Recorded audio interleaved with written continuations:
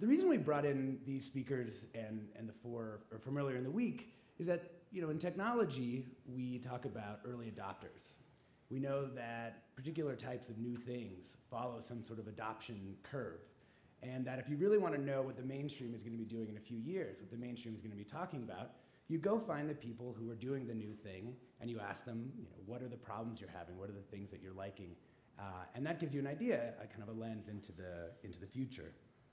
These people here are not only early adopters of technology, but of new ideas and practices. They're cultural early adopters.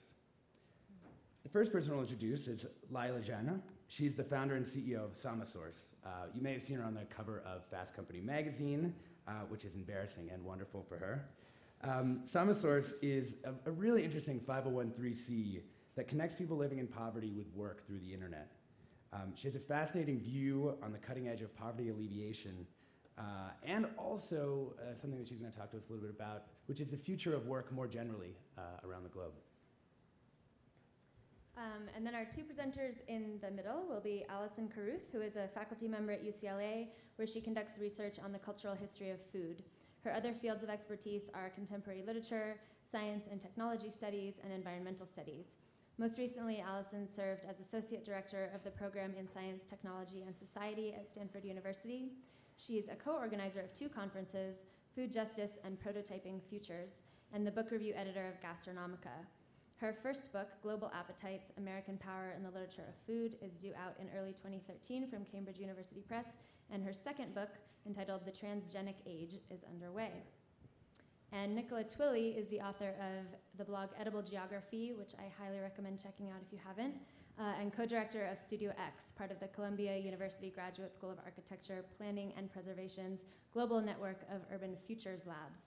She's also co-founder of the Foodprint Project and Future Plural, and former food editor at Good Magazine, and a freelance writer and curator who is currently conducting research for a forthcoming exhibition on artificial refrigeration with the Center for Land Use Interpretation. Jeff Mano is the author of Building Blog, which was really a path-breaking blog on the internet. I mean, it was some of the best writing and thinking that you could find anywhere, and it was only available online. He's the other co-director of Studio X, former senior editor at Dwell Magazine. And I think you'll find in this presentation is one of the most creative and imaginative thinkers in the world, and probably the only architecture thinker who also happened to be an old protege of Allen Ginsberg. And just one logistical note, if you're tweeting, we're using the hashtag #AspenFutures for this session. And Laila, it's yours.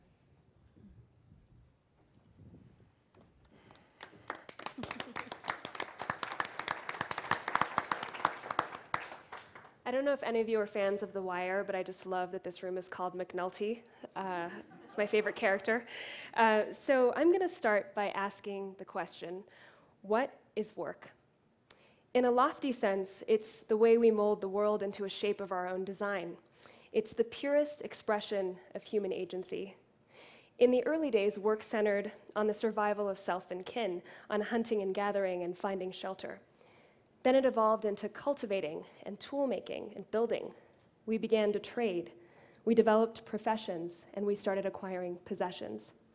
And now, 3.6 million years after our ancestors first stood upright, work spans a broad spectrum, from basic agriculture to exchanging knowledge.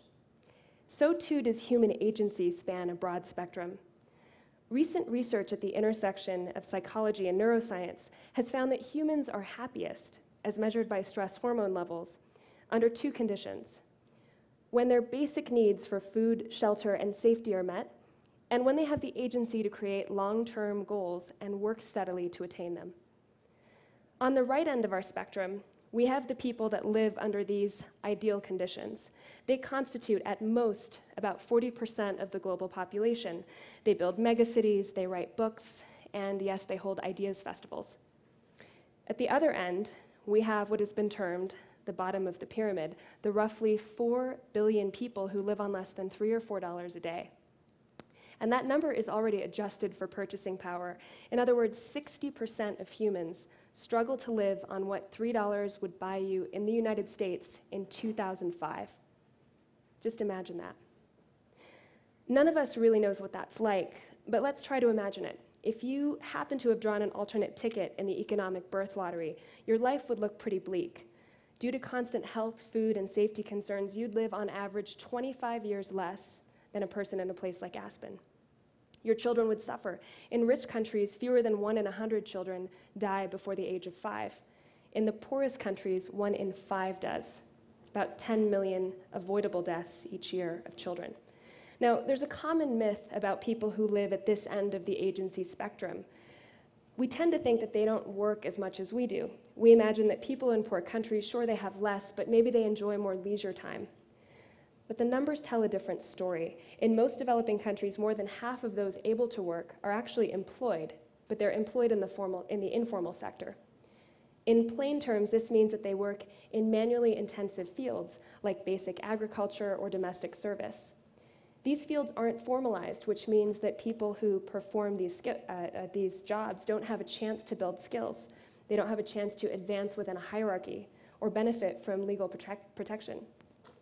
The informal sector often exposes workers to conditions that were outlawed in the West 100 years ago. This is a photo that I took 2 years ago in a mining town in North India in the state of Jharkhand. It's the richest state in terms of minerals in the entire country. And thousands of men in this state make their living hauling coal on their heads out of mines, bicycling into town, and selling it for a profit of about $2 a day. It's hard for me to believe that the same civilization that ended apartheid, that ended slavery, that put a man on the moon, forces more than half of humanity to depend on such methods for earning a living.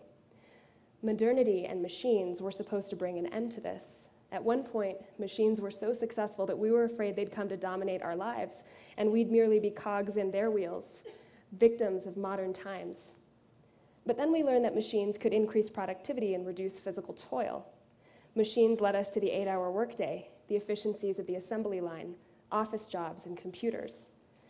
But the majority of humanity still sees little benefit from this shift. They continue to toil away in fields or outdated factories. Technological progress really means nothing if it doesn't equate to human progress. And the greatest measure of this is our ability to provide a decent way for everyone on Earth to earn a living.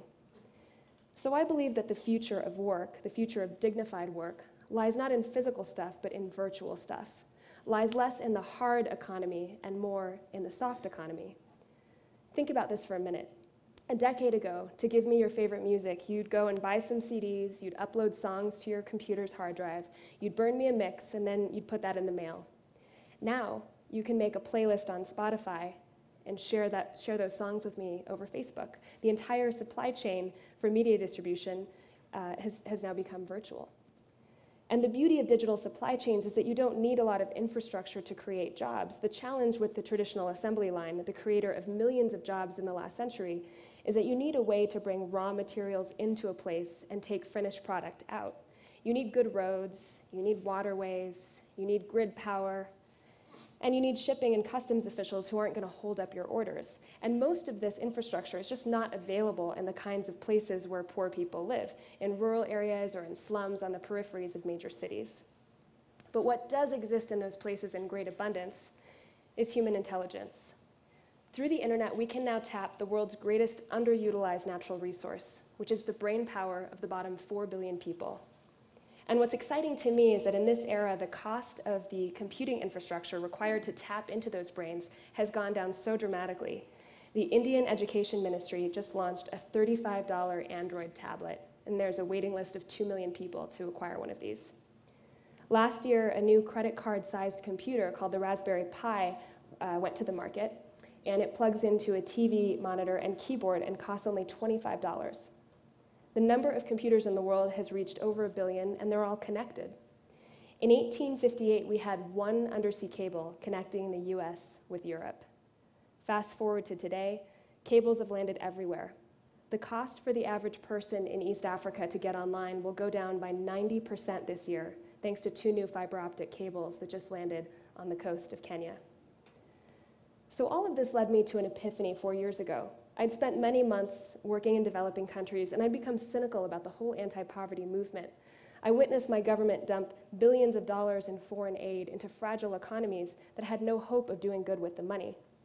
And I saw evidence everywhere of the wrong kind of thinking, that poor people are fundamentally needy, that they can't escape poverty without receiving some kind of handout. And then one day I met a young man in Kenya who changed my life. Steve Muthe was 25 at the time, he was my age, and he ran an internet cafe in the middle of Nairobi. He told me about his city's unemployment problem. The Kenyan elections in 2007 had resulted in mass riots in the streets. I thought people were rioting because they were angry about the electoral process. And Steve laughed. He said, "These people aren't angry, they're working." Apparently, the youth who filled the streets and the images on the news were paid $1 a day to riot. I asked Steve what sort of talent these kids had, and he told me that Kenya had one of the highest literacy rates in Africa. 95% of people under 30 can read and write in English. But most of them can't find anything to do once they graduate from high school. Kenya is a poor country rich in human potential. I had just read Tom Friedman's book, The World is Flat, and I thought, if outsourcing was generating billions of dollars for a few rich guys in India and China and the Philippines, why couldn't it generate a few dollars for billions of people in places like Africa? Why couldn't we convert internet cafes like Steve's into digital factories in every village and slum in the world, fueled by work from large corporations with staggering data needs and healthy budgets? This way, we could direct capital from some of the world's wealthiest entities to the people who need it most, people like those young people rioting on the street, using the mechanism of global markets. So I quit my job, gave up my apartment in New York, and launched a social business called SamaSource from my friend's futon in California. Sama means equal in Sanskrit, and our mission is to give work rather than handouts. We're a different kind of tech company. We focus on building tools to connect the world's poor to income via the internet, using a concept that we invented in 2008 called microwork. Microwork refers to a small unit of digital work that a person can do with a computer and an internet connection and basic literacy. Our model recruits people from poor backgrounds, trains them using an internet platform we built, and sends them microwork through the internet to local partners like Steve's, where they come in and do the work. To put things in human terms, this is Jacqueline. She was born to a single mom in a town called Machakos outside of Nairobi, and somehow her mom managed to scrape together the money to get her through high school with income from a small store that she owned. But Jacqueline had 2 young sisters and really didn't have the funds to attend college. So she went and she found Steve's Center last year. She set up a profile on this platform, which lets her do microwork one task at a time, and it also allows her to earn a reputation based on her quality and throughput. So here's a typical task that Jacqueline might do. This one involves tagging different elements on a picture of a human face to train a computer algorithm to perform this automatically, and it's part of this growing field called machine learning. So Jacqueline simply sees the image and uses some simple tools to tag different features on a face, say. This project was completed in record time by women and youth from Nairobi and 3 different rural communities in India for one of the biggest tech firms in the world, who were really thrilled with the quality of the output. And something like this had never really been done before. Though we're driven by a social mission, we found that the microwork model solves a range of real business problems. SamaSource workers can digitize the handwritten records of a country's national archives, can transcribe a large library of videos, or monitor security camera footage in real time. Jacqueline left SamaSource after 9 months, after having saved enough money to return to school, help her mother and sisters with rent, and get a job as an IT specialist. She now does software installation in Nairobi. What's amazing to me is that this model, this microwork model, allows people in these tiny digital factories run by local entrepreneurs like Steve to complete big projects that used to require a large team working in the same place. This is real money for the world's poor. When I first met Steve, he had 4 people working for him. He now has more than 150, and we have more than 20 Steves, local entrepreneurs across 6 countries using this same platform and recruiting people to do work. We've paid out over $2 million now to almost 3,000 people who were previously living on less than $3 a day, people that the world had written off as workers. People like Shaleen, who's a rural woman in our center in Haiti, about an hour and a half north of Port-au-Prince, who supports 8 family members with her new income and is saving to attend nursing school.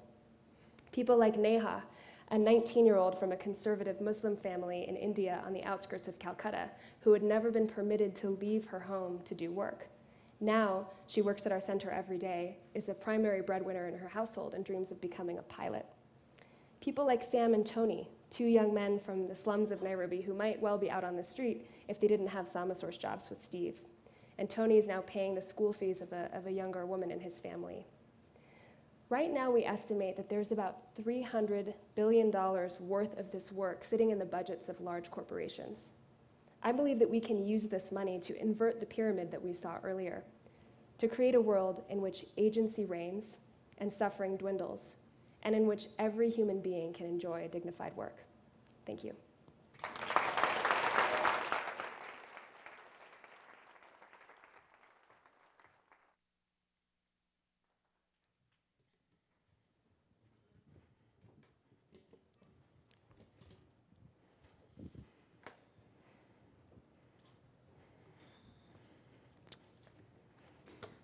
All right, so it's Allison and I that are going to be dialoguing or duetting, as Alexis, so promise not to break into song, even though these mics make it tempting. But before we started dialoguing, we thought it might be helpful to each give a couple, I'm advancing. Oh no, that's the title slide, okay. To each give a couple of examples of the way that we're thinking about food in the future. So, from my point of view, it's less that I spend my time thinking about the future of food and more that I use food as a way to think about the future, also think about the past and pretty much everything in between. And I found that food is a particularly productive lens through which to think about all of these things. And I think there are a few reasons why. One is that it's inherently multi-scalar. So this is an example, actually, of a conversation that I curated with Sarah Rich here in Colorado. And the conversation ranged all the way from the biological architecture of meat and a new muscle mapping software to optimize carcasses, up to the changes that cattle rearing practices and global trade had on the landscape of the state. So you just hop across those scales in any conversation about food. The second reason I think food is a particularly productive lens is that it's inherently interdisciplinary. And to give a sense of that, I've just pulled 4 of the people that I've interviewed over the years for my blog, Edible Geography. Top left is the founder of TGI Fridays, who started it to meet girls and transformed the landscape of casual dining by accident. Top right is a climate change scientist who told me what you can learn when you drink melted ice cores. Bottom left is an artist who created a photosynthetic restaurant to try and use a menu of colored light to give a culinary experience to plants.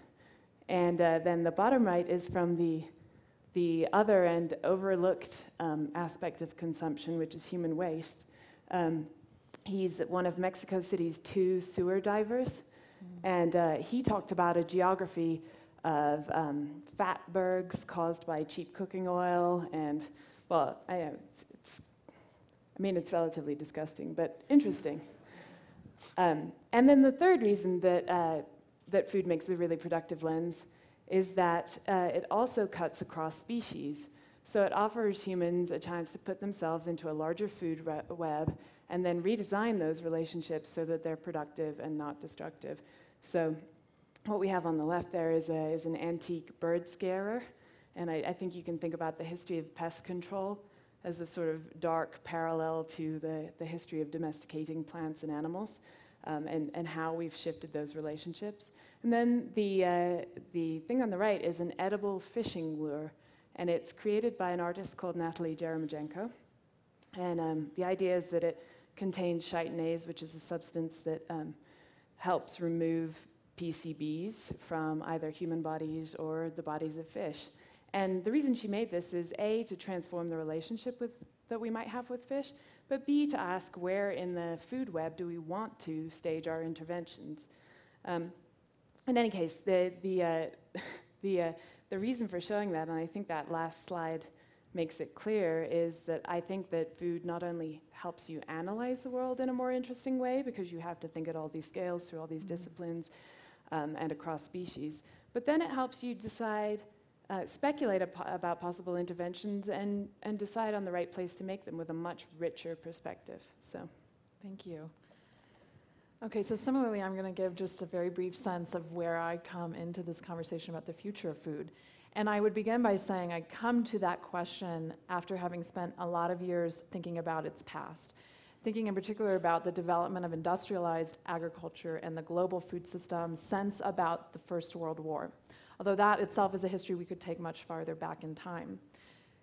One of the main discoveries I came to during this research, and it connects in a number of ways with Lila's work and with Samasource, is that food is important for us to think about now as we are reshaping and shaping our economy and our environment, because it questions the centrality of the digital, even as it invites us to think about the full potential of the digital.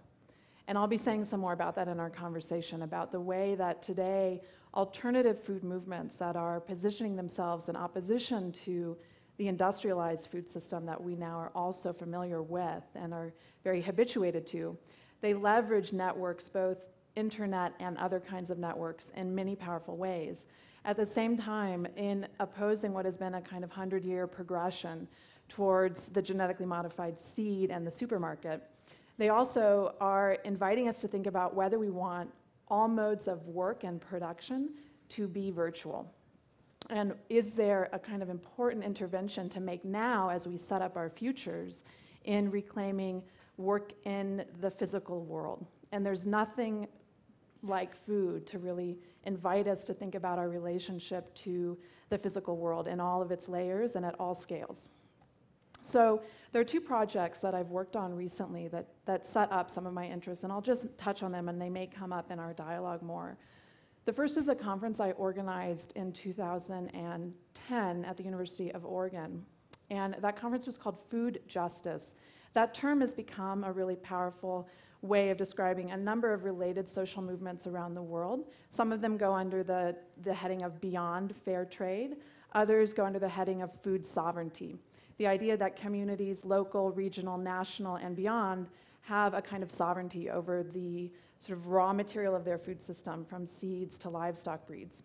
But food justice is also a way of talking about how we address problems of poverty, problems of inequity more broadly that are integrally connected to food, including when it comes to public health. So this conference brought together a huge suite of scholars and activists and policymakers and artists to explore some of those questions. And its key words were community, equity, and sustainability, which proved to be three really powerful lenses as we thought about the present of food. More recently, I've been involved as a co-organizer in a project that's both event and alternative to the book itself. It's a project that's very invested in the digital world and all of its potential, and it's called Prototyping Futures Occupying the Present.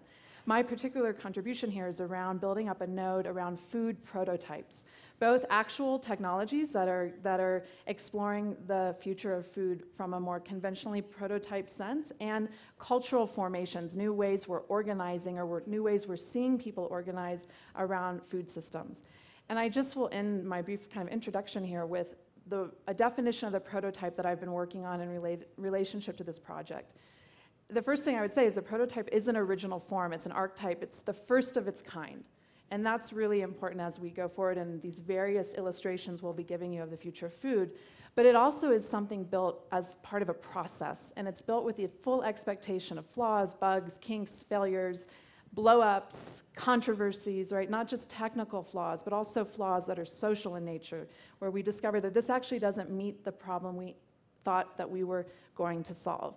And so I think this concept of the prototype is really powerful for our conversation.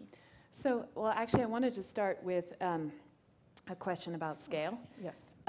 And I think the idea of the prototype is really interesting there, because we constantly hear about small-scale interventions, everything from a farmer's market to kind of hydroponic experiments in people's basements that seem to be changing the future of food. And yet then the question is, how do we feed 9 billion, and how do we scale it up, and how can these things work at scale? So can the future of food be small scale, or does it have to be large scale?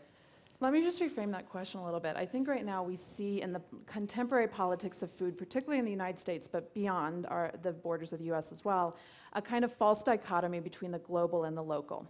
The idea that if we want to address some of the problems that have arisen over over decades related to the industrialized food system, problems that range from human health to environmental risk factors that we need to localize. And a number of studies from really different vantage points, from different perspectives, disciplinary perspectives and other perspectives, have started to question this prioritizing and privileging of the local. And so I want to say that instead of this global-local dichotomy, we think instead about the kinds of social formations that we think food can facilitate as we are redesigning food systems. And there are a number here to talk about. I sort of touched on some of those in referencing the food justice movement, which ties into a lot of the work that Lila's doing. But I want to just focus for a minute on what I'm seeing as the emergence of a new call for the amateur. So when we look at agribusiness, the company I think of as being the kind of icon and also the sort of whipping boy for opposition to agribusiness is Monsanto. Monsanto is a fascinating company. It begins as a chemical company in the early 20th century. It moves into plastics. It's only really been since the Cold War that it developed into a multi-line life science research group that's really doing the most and controlling the most around biotechnology in the food system, as well as pesticides and hybrid seeds. But I just want to very briefly suggest that to respect to your question, Nicola, that Monsanto should interest us because of some of the ideas it offers about what agriculture is, one of which is that agriculture is a technological intervention. We can't get away from that. In producing food, we are never going to have a kind of pristine, sort of natural system. And I think it's important to kind of take that lesson away from Monsanto. So I think what I would then say in response to your question is small scale the way forward. You know, what can we learn from agribusiness is one question, and I think the answer there is to really accept and explore the implications of the fact that agriculture is a technology. On the other hand, we should ask the question, how successful has this particular model of a centralized system that's very technology intensive been? In terms of the 9 billion, right, sort of statistic, this question of how do we feed the world? Don't we feed the world through a centralized system? I mean, how else can you do it? It's too complex a problem if you don't have big institutions and big firms to do the work. However, and this is again very in line with the work of Samasource, the percentage of the global population that is chronically malnourished, according to the UN Food and Agriculture Organization, has not declined in the decades since what's known as the Green Revolution. So one solution to this that I'm seeing out there is not the local, but instead a reclaiming of the amateur. And by amateur, I mean both doing something for the love of it, which is the roots of the word, which go back to the 18th century. Whoops. But also I'd like to expand the definition of agriculture. Excuse me, technical glitch. I don't know how to fix it. Commercial interruption. Brought to you by Doritos.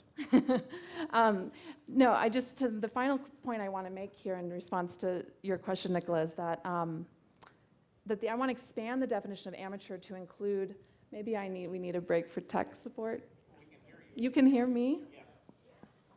Okay, there. Thank you. I want to expand the definition of the amateur beyond just doing something for the love of it to include livelihood. So what I see out there is a very, not the local, but rather the networked, a network of people who are doing something out of not professional training, but for the love of it. But in doing so, they're building these new kinds of networks that are simultaneously local and global.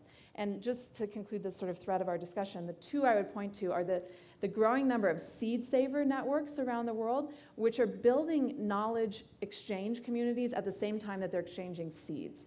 The other is a movement within the arts to actually bring biotechnology into the public sphere so we can start to use it and explore its risks and its potentials and get out of this kind of polarizing, demonizing mode we've had around GMOs in particular. Oh, yeah. This is again Natalie Dermajenko and her ag bags. But I think what I'd like to talk about is this example here. And I think what you said, this kind of new culture of the amateur, this is a really great example of that. I think, so what we're looking at here is something that was uncovered by Paige Johnson. She's a nanotechnologist by day at the University of Tulsa, and by night, or I guess weekend, or the rest of the time, she writes about garden history. And she came across this really interesting citizen science movement called the Atomic Garden Society. And what it was it's after the Second World War. People are very interested in civilian uses for atomic science, and scientists are going around saying maybe this can, solve world hunger, et cetera. And a woman called Muriel Hayworth gets really excited and takes it on as a citizen science project, starts the Atomic Garden Society. And before you know it, all over America, you have a culture of, and the UK actually, you have a culture of people with these gamma gardens, which you can see. They have a radioactive material in the center, and then plants planted in a circle around them. And the idea is that the radiation induces mutations in the plants. And mutation is a word that people think is scary, but that's plant breeding. I mean, carrots wouldn't be orange if it wasn't for mutation. So what you're doing with the radiation is you're inducing a higher rate of mutations, and then some of them will be successful, is your idea. So you had people in their fallout shelters, irradiating seedlings, writing notes to each other about how tall their peanuts grew, et cetera, et cetera. And I think what's interesting about that is people are not being, today it's slow food versus GMOs. I think, there's a more interesting paradigm which says, how can we be experimenting with genetically modified foods? And just in case you think that this is, a long lost history, actually, if you've ever gargled with spearmint or chewed spearmint gum, you were using a plant that was produced through atomic mutation. And same with ruby red grapefruit, so it's radiation bred. And secondly, this is still going on today, so that's the head of plant breeding at the International Atomic Agency. And one of the things that I also think is super interesting about this is that all of these people are inducing mutations in food. They actually argue that they argue against the GM people that, this is more natural, and the GM people argue against them that at least GM is targeted versus these random mutations. And I think what you then begin to see is, okay, let's move away from these stupid categories. Where on this category of selective breeding through, atomic radiation, through, things that could have bred but haven't. There's a special category of breeding that is cisgenesis, through to genetic modification, which is a much more intentional splicing of things that could never reproduce together. It's a spectrum, not a binary, basically, is the idea. And that's what I'm showing here with this meat map, which is sort of hard to read, but is produced by an organization called the Center for Genomic Gastronomy that exists to kind of explore this idea of a spectrum. And in this case, they're exploring the spectrum of what meat and artificial meat and fake, simulated meat, and how all that falls on a spectrum. So that idea of a spectrum versus a binary, I think is really important. That's really helpful, and I think it brings to focus what we're kind of getting at in this first thread of our discussion, which is that the kind of conventional categories of where we produce food, how we produce food, where we relegate the knowledge around food is really what's most under questioning and under sort of transformation in the present, and certainly as we look to the future. So, okay, let's shift. Speaking of meat. Future of meat. Yes, some of you here have probably heard about the manifold problems associated with meat, from their health consequences to the consequences for the planet and the atmosphere. So the question I want to pose to you, Nicola, kind of riffing off your meat map, is will the future include meat? Well, yeah, I think it will. It might be a slightly expanded definition of what meat is, and it's definitely going to have to include an increase in flexibility and efficiency. Two examples I would give. One, that you see right now, which is already happening, this is a mobile slaughterhouse, and one of the most interesting things that's happening around meat in particular, but also food in general, is making things mobile and using that mobility to increase the efficiency. It allows small farmers to share a resource. As you're thinking about dense urban communities, now there doesn't have to be a slaughterhouse in a particular neighborhood. There's a mobile slaughterhouse. So it makes a lot of things possible in terms of both scale and density of land use when you make things mobile. And that's something that's happening right now. Detach it, make it mobile, see what happens. The second thing also involves a change in scale, but also perhaps a change in point of view, which is micro-ranching, the idea that insects are this amazing source of protein, far more efficient at converting energy into food for us, and obviously with a much smaller footprint. But I've actually heard the CEO of Small Stock Foods, which is an insect farming company in San Francisco. He said to me, insect eating is where sushi was about 25 years ago, at least in the U.S. So he also gave me some cricket bread that I'm about 25 years away from thinking it would be a good thing to eat. So this is very apropos because I was just in Rotterdam for a conference related to prototyping futures, and this group, the Symbiotica Institute for Biological Arts, based in Perth, Australia, was there. In particular, Oran Katz was there organizing something called Eat Meat Flesh, where on the menu of this cooking demonstration meets performance art experience were maggots. And so I think the future may already be here to some extent. As we're thinking about expanding categories and the way that those scientists and artists and activists and others are thinking toward the future now, it's about really expanding the categories of what counts as edible. The insect example is one, but I would just respond to that really great example with in vitro meat. How many of you saw the New Yorker cover of test tube burgers? Or have heard a few, maybe? So both artists and scientists are collaborating on this idea of creating meat in a lab environment from the cellular level up. And I will just sort of say in response to kind of the example of insects that what this does is it asks us to think about whether if we expand the category of meat in order to address environmental problems associated with the conventional system, does it really change radically how we eat? If we can still sit down at table, one of the most ancient human rituals, with fork and knife, are we sort of kind of taking the past with us into the future? I think that's really interesting, and the other thing that I think is really interesting about the future of meat is an anecdote that I actually I read in I think it was a New York Times story this week. There's a guy called Patrick Brown at Stanford who's working on a meat substitute. It's not in vitro, it's plant-based, but he claims it's going to change the world. And his slogan that he has written up in his lab in Palo Alto, where Google might have "Don't be evil," he says, "We will change how the Earth looks from space." And that's really interesting to me because that's the kind of difference that what we eat will have on the planet. So the way food shapes space. And so I would actually like to ask you to talk just quickly about how you think food might reshape space in the future. Okay, and I think I'll keep this very brief and turn it back to you.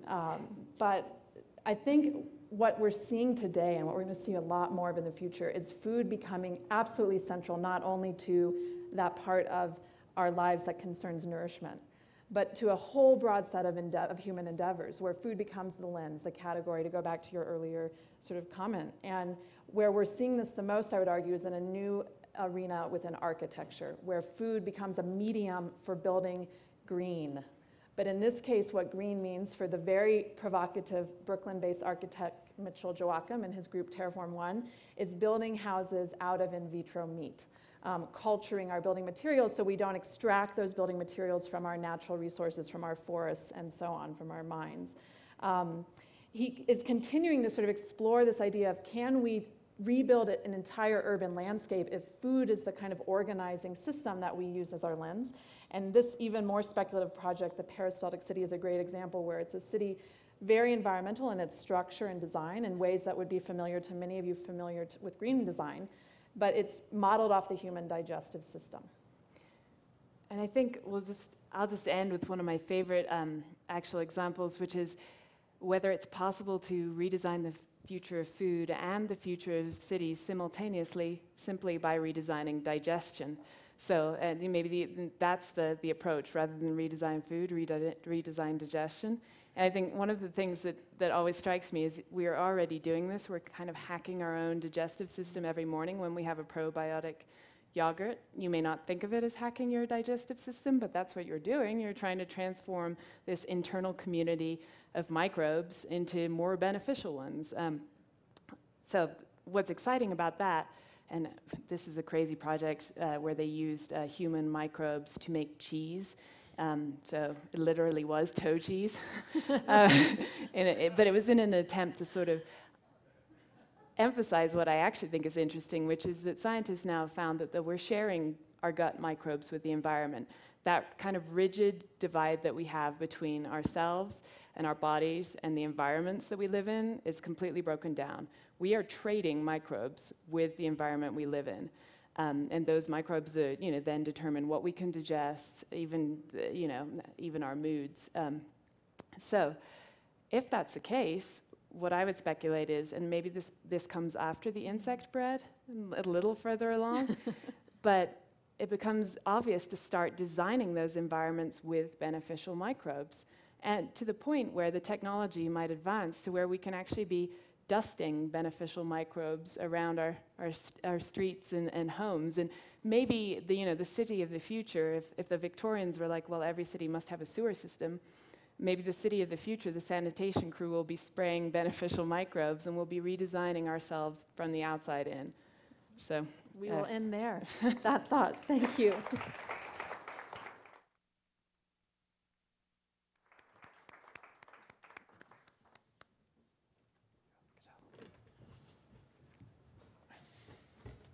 Hi.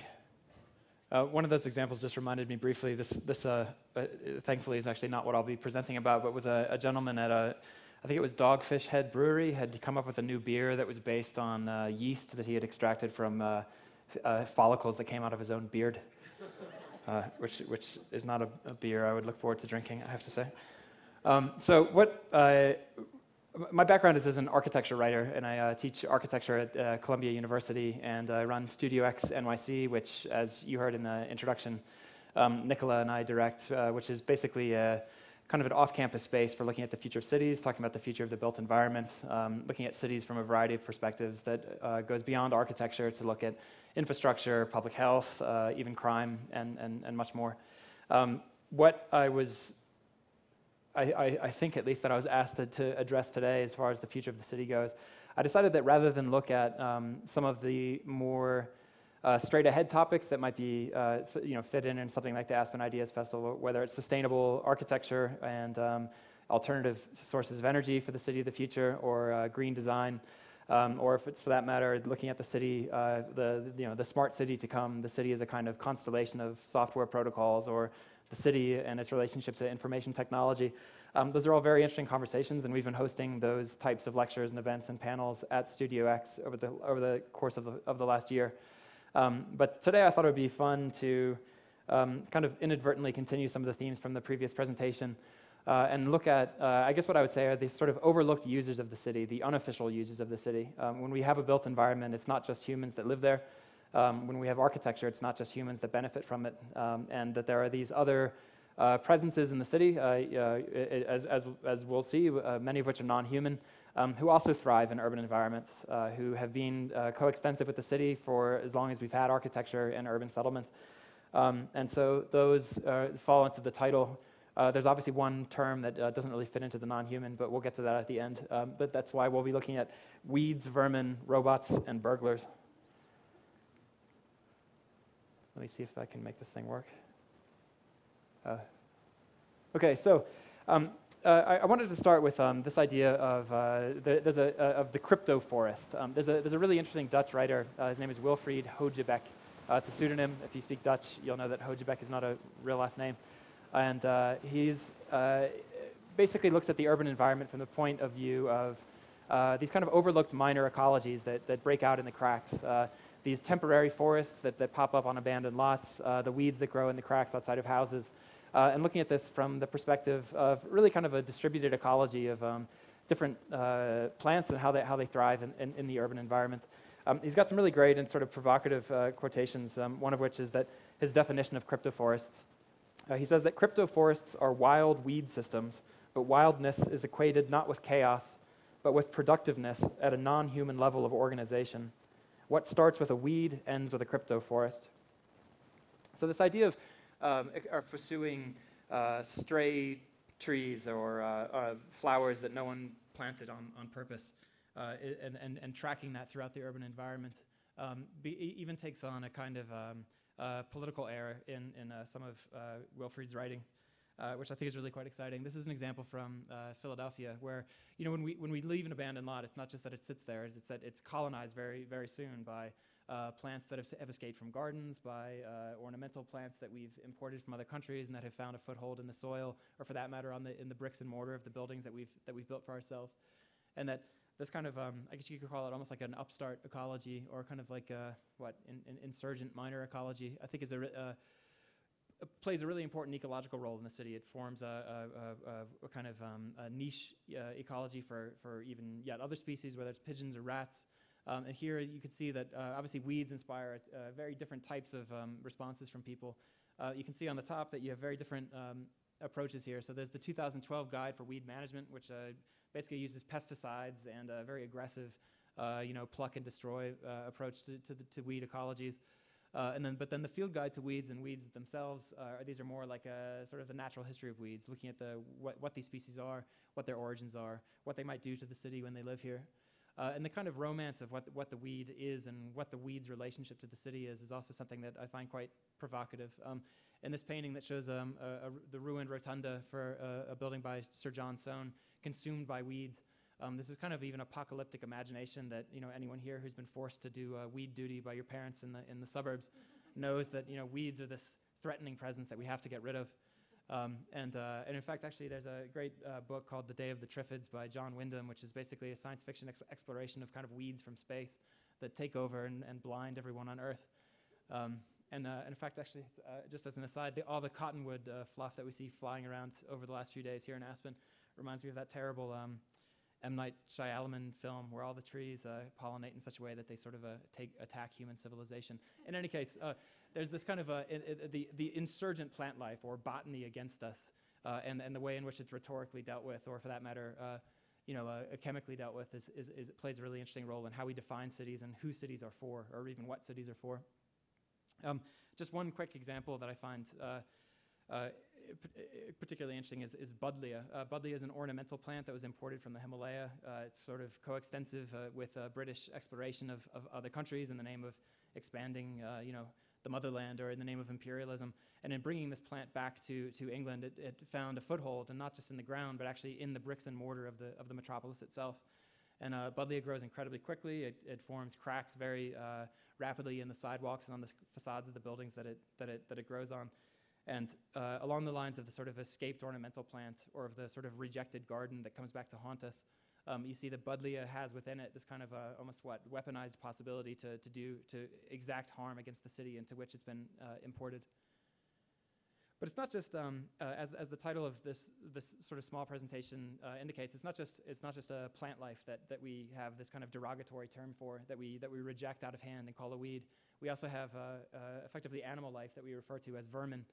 And it's there, as long as there are buildings, you're going to find roaches and centipedes and rats, and we'll get to some of those.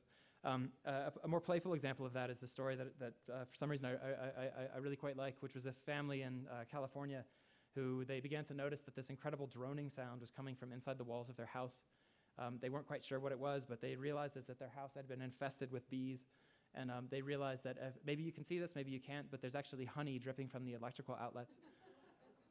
And so, like some sort of Tim Burton film in real life, they found that there was actually a colossal honeycomb had colonized the interior of their building, and that the thousands upon thousands of honeybees were living inside.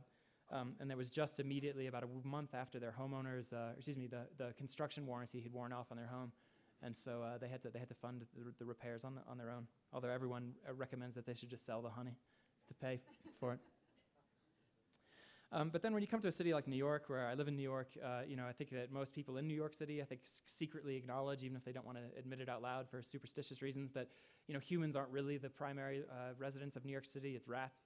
Depending on who you talk to, there are always urban legends about for every human being there are 19 rats, or for every human that you're within 6 feet of a rat. You can basically make up whatever statistic you want, and somebody will believe it as far as rats go. But the thing is that rats play a really interesting role in the city just to sort of give one really quick example of that. There was a fascinating book called Rats by Robert Sullivan, who is a natural historian, ecological writer, and he'd also make a great speaker at Aspen Ideas Festival someday. But he tagged along with basically rat killers, exterminators, for about a year, and he wrote a book about it. And what's interesting is that rats use the city in a very particular way, and that they don't just sort of infest regions that have food lying about. They actually find parts of the city that we have locked away or forgotten. And so, truly good rat catchers, at least according to Robert Sullivan, will know the city. They'll know the maps that come back from the 19th century. They'll know the charts from the 18th century. They'll know sort of, rumors of tunnels from the 17th century. And it's about a kind of urban geography from the top down, a kind of strata of the city. And the rats find it before we do. And so again, I like this idea of the things that we've forgotten or things that we've repressed, where weeds and vermin and other creatures find those for us. It's a particularly interesting relationship to the kind of human amnesia of the city, as if we've constructed something and we've forgotten all of the dimensions of the very thing that we've built. And then the reason I'm showing this book cover, there's a gentleman in California named David Gisson, who's a fantastic architectural historian, and he's coined a term for what he's coined the term subnature. He uses it to describe all of the aspects of the city that we tend not to talk about as architects or as urban planners. Those are things like puddles. They're like clouds of car exhaust. They are the sort of overlooked aspects of the city that don't find it into the official policy documents or into the official histories of what a city should be. So what is the history of New York City told from the point of view of its puddles? And I feel that it would be interesting to add to David's analysis these types of questions of vermin and the weeds and all of the other living creatures that thrive in the city that we've constructed. But some of them are a little bit more charismatic. I think I'm deliberately focusing on creatures that aren't, this sort of, cute raccoons of Denver living in the sewers that you can kind of wave to as you walk home at night, or little bears that come into your backyard and try to eat out of your trash and that kind of thing. But because I find it quite interesting that it's exactly sort of the rejected animals or the overlooked plants, the things that have escaped from domesticity and are now coming back to live in this environment with us. In this case, this is from the city of Moscow. Moscow, according to the Financial Times, has as many as 35,000 stray dogs. Very many of these are escaped pets or abandoned pets. So again, you get the sense of the cast-offs. Things that were considered by humans not to be good enough to live with us are now thriving in the very spaces that we think we dominate. And so, in fact, there's the stray dog phenomenon in Moscow is really fascinating for at least two reasons. One is quite flippant, and that's because there's an entire blog called metrodogs.ru, and it consists entirely of just people taking photographs of dogs on the Moscow metro. But then that's the second thing that's interesting about it, is that the dogs are, to put it in kind of like ominous horror movie tones, the dogs are evolving, and they're figuring out a way to use the subway. And so they'll actually walk downstairs into the subway, they'll wait until the train shows up, the door opens, and then the dogs will get on. And you can see this guy, he's just kind of taking a nap inside the subway system. And then so in the United States, we sort of have an equivalent of this, which is the coyote. The coyote is a particularly interesting example of kind of large-scale vermin, not to offend any coyotes in the audience, but they basically are on the rise. To make a sort of a potted history of the coyote, precisely because of, one, the extermination of the wolf or the elimination of the wolf from the food chain has opened up a niche for the coyote to explode. But at the same time, housing developments are expanding into wildlife regions that we previously didn't live in. And so now suddenly we find ourselves, it's less that the coyotes are coming to us and that suddenly we wake up realizing that we sort of pitched our camp in the midst of Coyoteville. And so they're coming into the edges of cities, they're showing up in Los Angeles, they're showing up in New York City, they're showing up in Minneapolis, and so on and so forth, as the image on the upper right attests. And so there's a lot of fear of the coming of the wild back into the city. The image on the bottom left, or excuse me, the bottom right is not coyotes, but mountain lions. Another just very brief story was that the U.S. foreclosure crisis that really kind of took off in 2007, 2008 has inadvertently created a very interesting ecological niche for species that we weren't expecting to live amongst us. And so this photograph is actually mountain lions that took over a foreclosed home in Lake Elsinore, which is a kind of distant suburb of L.A. And so, like some sort of demented Disney World installation, there are these mountain lions living inside this suburban complex, living up on the roofs, living in the backyard, kind of, very blasé, kind of watching photographers take pictures of them. And so the idea that foreclosed architecture is actually an ecosystem for other creatures I find stunning, and that comes to a kind of a head when you realize that a few years ago, the CDC, the Centers for Disease Control, actually issued a kind of a warning paper saying that foreclosed homes that have undrained swimming pools are actually a disease vector that are threatening the health of the United States because mosquitoes are breeding out of control inside of them, and they become a kind of a vector for the spread of things like West Nile virus. So it's fascinating to me that empty architecture intended for humans is now becoming a health threat to human beings. There are just so many interesting allegorical kind of overtones to what's happening right now that it would be interesting to pursue those further. So to go back to one of the other terms then in the title of the talk, it isn't just organic creatures or organic non-humans that are sharing the cities with us. This is a really provocative, and this is the robot section. This was a design, sort of a design fiction project by a student in England named Diego Trujillo Pazante. And his idea was, if we're going to be living next to machines and if we're going to have domestic robot helpers in the future, what might our homes look like for them? What is interior design for a robot? And so his idea was that, okay, if it's going to fold our bed sheets, well, then maybe our bed sheets need these kind of little optical markers or almost like hieroglyphs on the sheets so that when the robot comes in the morning, he can fold them appropriately. Maybe if the little robot has to service our dinner at night or our breakfast in the morning, we'll need particular types of silverware and cutlery, and maybe even the tables themselves, the furniture will be redesigned to allow for machinic access. And so what are the design implications or the architectural implications of opening up the city to this other type of non-human presence, one that is sentient or artificially intelligent, we might say, but is not organic and is coming to live in the city amongst us? This is a famous example. Many of you have no doubt seen this in other people's presentations. But this is you guys know the Roomba, which is the little robotic vacuum cleaner. It's apparently not very good, but it zooms around according to its own algorithm, and it's apparently more popular than pets. But so if you attach a light to it and sort of turn off the lights and do long-term photography, you can actually trace out the algorithm. You can almost reverse engineer the spatial algorithm of the Roomba by watching the patterns it makes on the floor. And so again, it's almost as if machines interact with architecture in their own particular way. And you could easily imagine, at least I could imagine, a student design brief coming in just the next few years that might even explore an architecture that is framed around these kind of robot logics. That the perfect house for a Roomba is not necessarily the perfect house for a writer or a photographer, and yet you can still find architectural logic and extract it from sort of what machines want, so to speak. Nikki and I were joking walking around the Aspen campus that you're already seeing sort of paths of desire in the grass. We're supposed to stick to the concrete, but you can already see people walking through the trees. Machines are going to do the same thing. They'll find their own paths, their own shortcuts. They're going to use the city according to their own way of needing to function. Briefly, the image on the bottom right I think is actually better. It was a guy who was mesmerized by all of the crop circle-like images that were popping up in his carpet because he owns a Roomba. And so he started putting them online. But I love this idea that it's almost as if you're in the presence of a different form of intelligence. So driverless cars, this came up in an earlier presentation. I'm just going to skip this briefly. If this sounds interesting, we can come back to it during the Q&A. But in the interest of time, I'll skip this. Suffice to say, in a phrase, we will find ourselves filling our cities and the built environment with forms of sort of signs and hieroglyphic ways for machines to navigate the urban environment that are illegible to human beings. And what will that mean when we live in a kind of pharaonic environment surrounded by signs that are impenetrable to us, but some other kind of intelligence understands what they are, whether it's a driverless car or some sort of upscaled Roomba. So in any case, this is a different way of using the city. Depending on your moral position, these are actually human beings, but I'm in the midst of a book project now that is looking at a very different use of architecture in the built environment, and that is the way that burglars see the built environment. One of the things that I find very interesting about burglary, and I'm not advocating burglary or trying to defend its pursuit, but is that it's a crime that very much takes as its very premise spatial transgression.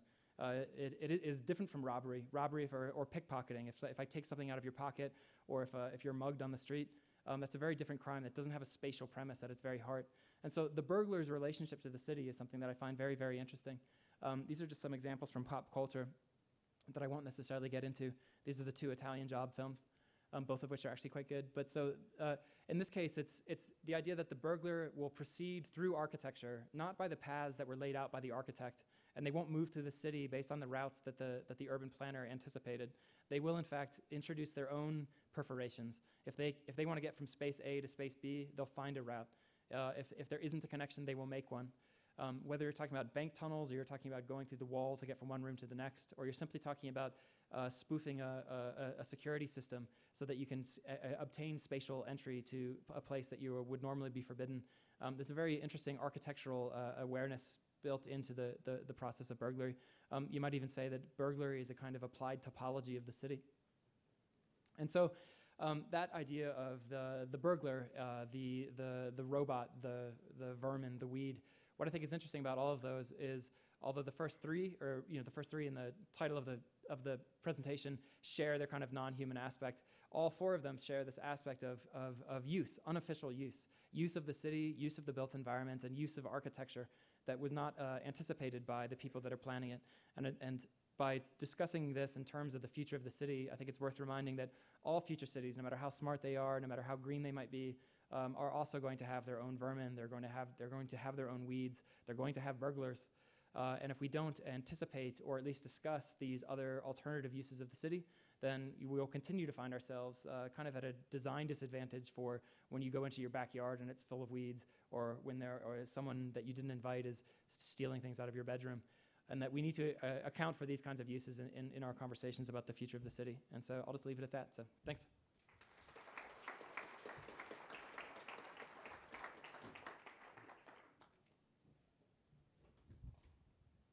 Okay, so we're going to go over a little bit in order to do the Q&A. That was fantastic. I was kind of tired before this session, but now I'm wide awake. Thanks. Yeah. Do you wanna- We have mic runners somewhere if anyone has a question. I have sort of a burning one myself, but I'll let you go first if you want. Anyone? Well, while we're getting a question, I want to ask Lila actually something, because all three of you talked a lot about the importance of space. Like it's sort of like there was this idea of the revenge of geography and things like that. But in this case, it's like going at all these different scales, the importance of space.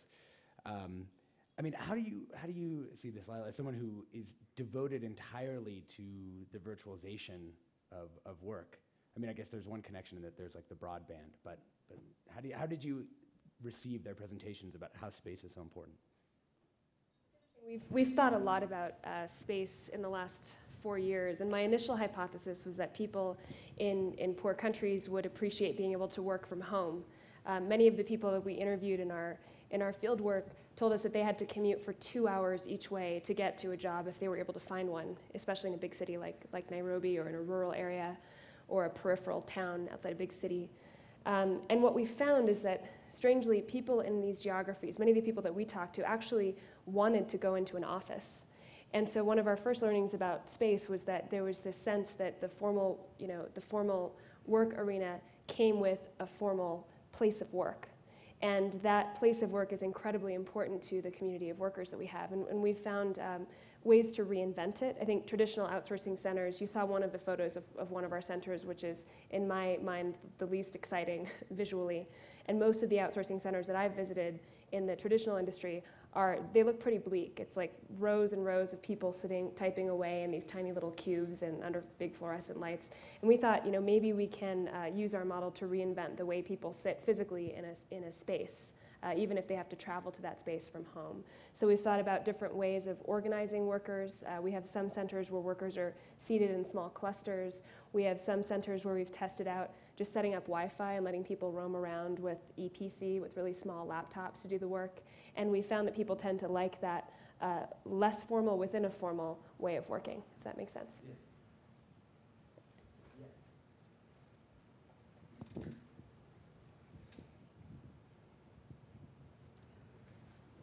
Hi, my name is Kawala, and I come from Cameroon.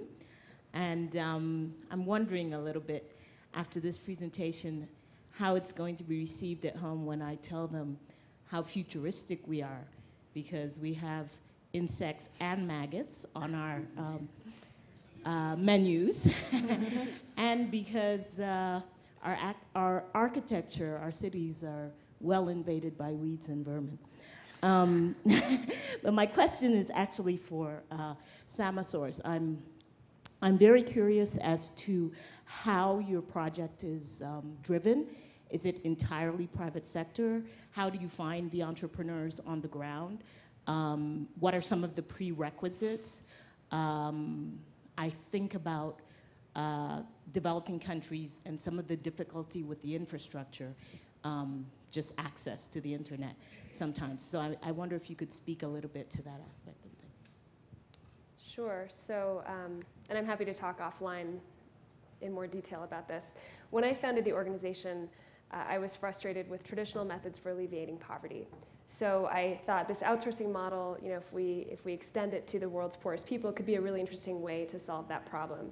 I'm not sure if any of you have been to an outsourcing conference, but it's a pretty boring field. And it's not something that I would make my career unless I thought it was a really effective method for fighting poverty. So that's the lens that we put on it. We incorporate it as a 501c3 nonprofit, even though we aim eventually to make all of our money through earned revenue, because we thought it was important to put a stake in the ground and say the purpose of this organization is really to solve a social problem. So it's great if we can recoup all of our costs through sales, but we're not going to be sales or profit driven. And that's guided a lot of our decisions. It's guided decisions about where we go. I probably wouldn't have set up in Kenya as our first location if I were focused on profitability. It's really challenging to set up a business there. It's really challenging to pay workers. There's all sorts of legal constraints that we have to operate under. But we thought this is a perfect environment for us because there's a large literate population.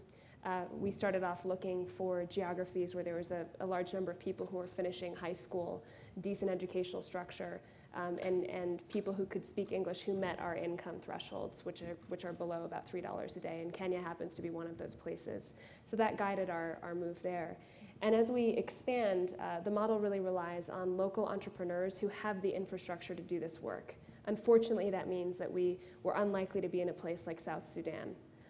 It's been very challenging for us to work in Haiti. We have a small center there that takes a disproportionate amount of my staff's time, and we've decided to do it because we're a social mission org, but there are only a few of those in our portfolio that we're able to do. Long term, the way I see the model growing is actually some kind of licensing arrangement. We've had requests from from Mongolia to Colombia to extend the microwork model there, and we don't have the capacity to be in all of those places ourselves. So we've thought about licensing our technology platform to allow entrepreneurs in all of these countries to set up microwork centers on their own, and that's how I think it will expand. I hope that answers your question. Sorry. We'll probably go about 5 more minutes, just so you know, maybe a couple more questions. My name's Baron Bixler, and one of the key themes that I'm just trying to connect the various talks, and one of the key themes that I picked out was the role of networks in challenging sort of established or top-down sorts of models of being, and the way networks allow really creative things to happen in the cracks in between traditional like nodes of power, maybe, I guess, for lack of a better word. And so I'm just wondering, and this isn't directed at any one of you in particular, but I'm just wondering if somebody on the panel could maybe talk a little bit about, in a little bit more detail, about the role of the network in sort of challenging traditional power structures. Someone want to start with that?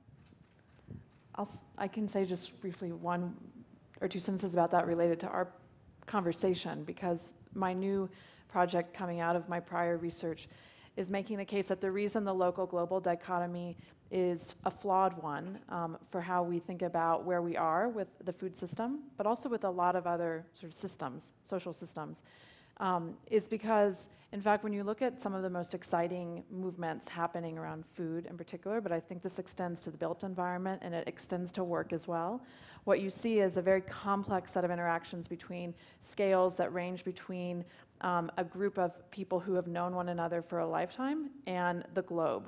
And those networks are powerful partly because they are empowered by the internet and related technologies, but also because they're ways of knowledge transfer and knowledge exchange. And so while on the one hand, these kind of food futures we envision still want us to get our hands dirty, if I can use that metaphor, they still imagine a future in which we do certain kinds of work and certain kinds of things in our societies that are in the dirt. They also are very advanced and forward-looking in thinking about the network as a different social organization. I think the question of networks then speaks to the question of connection, and I think that's something that really people feel like is missing with food right now, that we're disconnected from, producers and consumers are disconnected, and that's something that we have to fix. One of the things that I think is interesting is, obviously you can fix that in literal ways, and you should, with farmers markets and CSAs and you know, local food distribution hubs and all of those ways to kind of fix and make that physical connection. But I think you can also fix it in cognitive ways too. And I think perhaps you will need to do both, because again, you know, can everywhere have a farmer's market all the time? Probably not. So yeah, I mean, I think, and finding ways to make that, to actualize that connection between producer and consumer, I think is really an important thing that needs to happen in food and that people are hungry for. Maybe last question. This is a question for Jeff. I was struck by the sort of subtext of your presentation, which was kind of about decay, in a sense. You know, forgive me for perhaps overgeneralizing about a very interesting presentation. Indeed, all of the presentations were very interesting. But I wondered if you thought that, in a sense, we've lost our dream of the ideal city. You know, there's a painting, I can't remember who did it, that's shown in Urbino, Italy, of the ideal city. And when I was a child, I was brought up with a magazine called Look and Learn, which would have depictions of the ideal city with, you know, us flying around in pneumatic tubes or with jetpacks on our backs and, you know, living in vast skyscrapers reaching 5,000 feet into the air. And this dream seems to be over. And I just wondered if you would comment on that. Well, I guess I'd say two main things. I'd say that I definitely don't think that dream is over. In fact, I think that one of the reasons why I wanted to give the presentation that I did is precisely because when people talk about the future of the built environment, it tends to be incredibly rosy, where everything will be software controlled. You know, everything is going to be exactly these, and ironically, in some ways, exactly pneumatic tubes, which are having a kind of renaissance right now. And that, you know, we will in fact live in this kind of idealized, almost like Dubai meets Central Park vision of gleaming skyscrapers and that kind of thing. So that is in fact what's happening, and it's what architecture students are designing. You know, it's only in the rare kind of design studio that you'll get the infested house as a design brief, and I could probably tell you who the person is who's teaching that. But so I don't think we've lost that vision at all, actually. And in fact, I think I was giving that talk as a deliberate counterpoint to it. But then I'd also say, almost conversely, in a very different answer, I'd probably say that maybe we never have had the ideal city. Because the thing is, even when we had, you know, the temples of ancient Athens, et cetera, you're still having the problems of decay, of facade crumbling, of weathering of structures, of infestations, et cetera, et cetera.